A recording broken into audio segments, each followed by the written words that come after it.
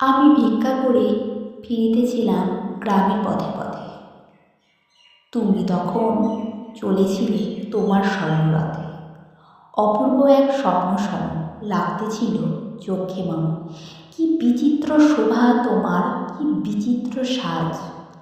আমি মনে ভাবতেছিলাম, এই কোন মহারাজ। আজি শুভক্ষণে রাত পোহালো। ভেবেছিলাম তবে আজ আমার দাঁড়ে দাঁড়ে ফিরিতে নাহি হবে। বাহির হতে নাহি হতে কাহার দেখা পেলাম পথে।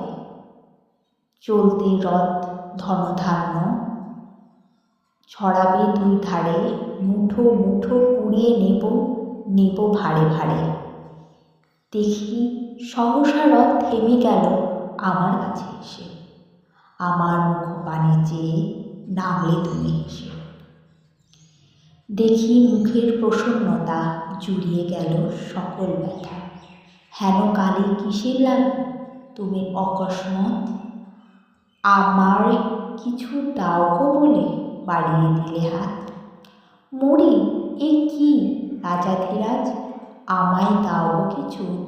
শুনে ক্ষণকালের তরে রহিল মাথা নিচু।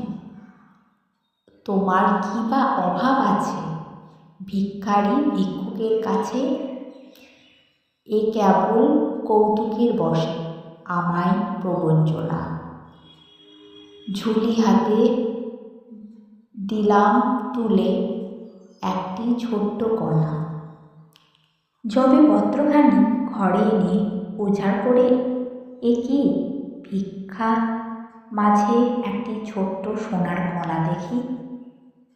দিলেম যা রাজ ভিখারিরে, স্বর্ণ হয়ে এলো ফিরে।